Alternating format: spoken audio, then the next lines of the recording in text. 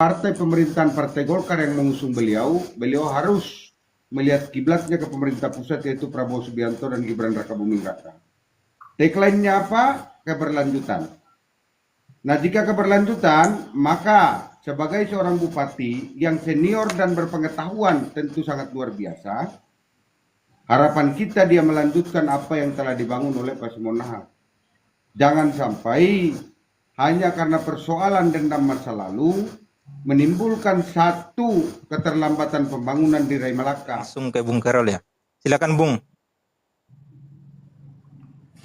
Baik, selamat malam sekali lagi buat semua teman-teman yang menonton di bawah. Saya memberikan pandangan terkait karena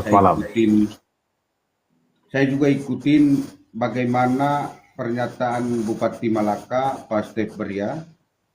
Beliau merupakan salah satu senior politik yang ada di Tanah Malaka dari Partai Golkar, bahkan sempat menjadi bupati, kemudian kalah kembali di periode kedua, digantikan Pasimon Nahar, lalu terpilih kembali di 2025-2030 periode ini. Keluar pernyataan kemarin terkait masalah gedung tersebut tidak ditempati karena kurangnya akses jalan ke sana. Kemudian salah satunya yang disampaikan Bung Keldi tadi bahwa auditnya belum dilakukan, ditambah lagi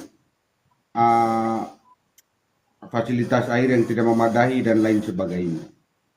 Saya kira alasan-alasan seperti ini boleh, tapi sebagai seorang pemimpin itu memberikan jawaban yang harusnya tidak menimbulkan keraguan bagi masyarakat Malaka. Seharusnya dia harus memberikan satu kepastian.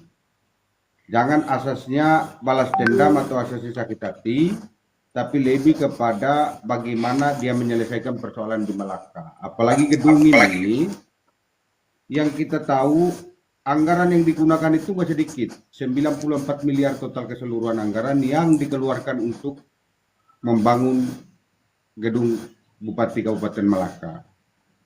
Harusnya kalaupun ada kekurangan terlepas dari audit, akses dan lain sebagainya, maka sebagai partai pemerintahan Partai Golkar yang mengusung beliau harus melihat kiblatnya ke pemerintah pusat, yaitu Prabowo Subianto dan Gibran Rakabuming Raka.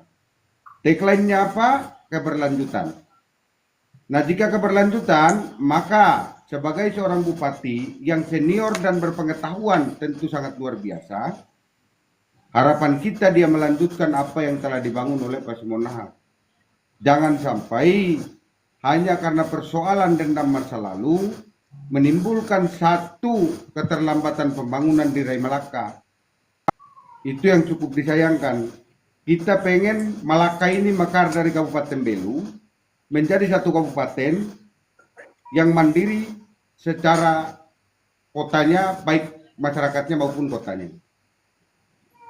Sekarang kalau kita terlalu sibuk dengan urusan masa lalu, terlalu memikirkan karena kita dikalahkan dan lain sebagainya, terlepas dari itu tanda petik, maka keberlanjutan itu tidak akan ada di Rai Malaka, dan yang selalu ada setiap ganti pemimpin kita bawa program baru.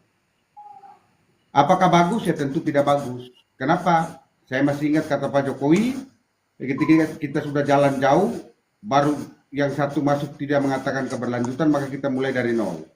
Ulang lagi kita bangun dari awal. Termasuk orang-orang di pemerintahan dan lain sebagainya diganti. Nah, satu lagi beliau mengatakan sama halnya dengan Pak Prabowo, menunda untuk menempati IKN sampai 2028. Tanah sekecil itu, pembangunan sekecil itu yang sudah jadi, yang hanya akses dan air bersih, disamakan dengan IKN. Coba mari kita pikir sama-sama, cara berpikir seperti apa yang dipakai Pak Stef Beria ini? Apa? Ini kan yang mau diserahkan kepada masyarakat Malaka bahwa saya ini sudah yang paling hebat dan kalian pilih dan mau menyelesaikan persoalan kalian. Mencontohkan memberikan satu analogi atau satu contoh, Kabupaten Malaka yang begitu kecil dengan 180.000 orang, dengan ibu kota Nusantara yang luasnya bahkan ratusan ribu hektar. Ini penyesatan. Saya mau sampaikan ini penyesatan. Ya, 3 tahun berapa? Pasimon 3 tahun atau berapa? 3 tahun apa 4 tuh Pasimon? 3 tahun. Fokusnya Pak Simon adalah pembangunan Malaka 3 tahun. Apa yang dibangun Pak Simon tentu kita semua sama-sama lihat di sana. Kalian yang tinggal di sana bahkan di sini pun kita tahu apa yang dibangun. Rumah sakit Pak Simon bangun tuntas. Kantor Bupati Pak Simon bangun tuntas. Coba kita simpan dulu kalau sebagai senior politik, dendam-dendam atau sakit hati itu kita taruh dulu di samping. Kemudian kita lanjutkan apa yang telah dibangun Pak Simon. Tujuannya untuk apa? Tentu untuk masyarakat Malaka. Tapi kalau kita tarik ke belakang, Pak Simon pernah kalahkan saya malu. Program dulu saya nggak pakai. Nah, kita mau bagaimana ini Malaka ini? Terus kita mau mulai dari nol lagi.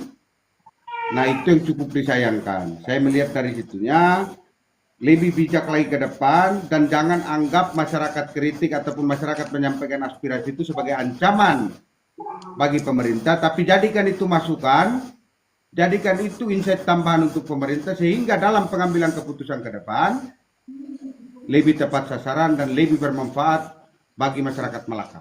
Seperti itu pembukaan saya. Terima kasih.